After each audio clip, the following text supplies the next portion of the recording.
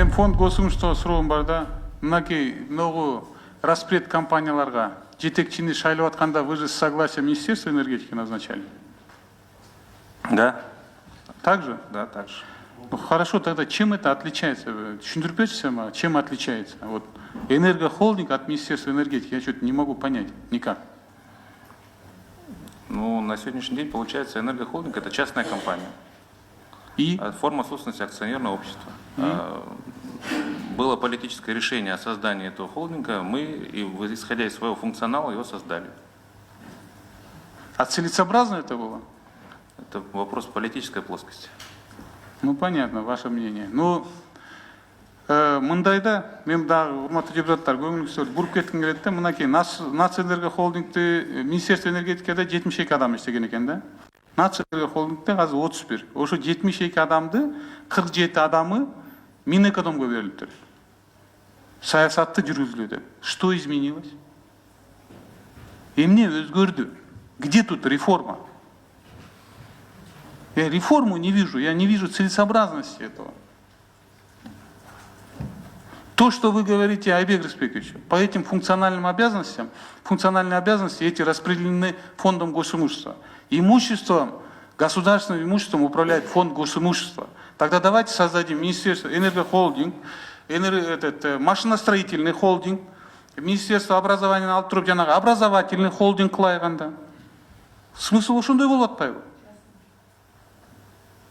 Логику не могу никак понять. Да, транспортный холдинг. У нас же много госкомпаний, правильно? У нас сколько госкомпаний? Государственное имущество сколько? На сегодняшний день у нас 63 акционерных общества. Ну, вот 63 в разных секторах, и правильно? государственных предприятий около 200. 200. Анда ошондой холдинг менен кетейик да. Ошонун баардыгы мен ойлойм, маселе башкада болсо керек. Жанагы совет директоровду коюуда, башкаруу органдарын коюуда, ошону фонд госимущества киргизип туруп, фонд госимуществого чечкиндүү адамды коюш керек. Бизнес планды түзүп туруп талап кыла турган адамды коюш керек. Жана фонд госимущества өзү чечип туруп шайлаш керек правленияны. Ошондо өзгөрүүлөр болот.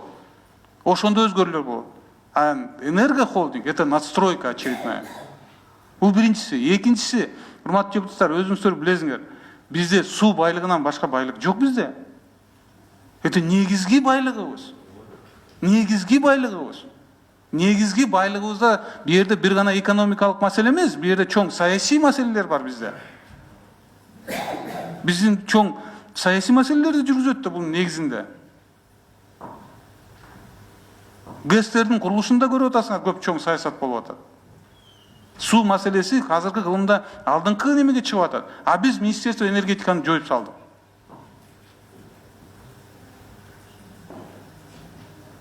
Ошон үчүн мен үчүн, бул менин жалгыз оюм, мен үчүн түшүнүксүз, урматтуу депутаттар. Ушу тарапты сурооду берсек да, кереги барбы, кереги жокпу энергохолдинг бизге? Кеп Калиев Айбек Рыспекович жөнүндө эмес, анын тажрыйбасы жөнүндө профессионалдуу кебанда эмес.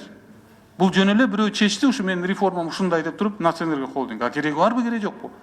3 жылдан кайра кайтып келет, же болбосо 1 жылдан кийин. Өкмөт качан алмашкандан кийин. Министерство энергетикабыз керек экен депчи. Суу маселесин ким чечет? Суу маселесин мынакей азыр вегетация башталды. Жайында ким барып Өзбекстан менен, Казакстан менен ким сүйлөшөт?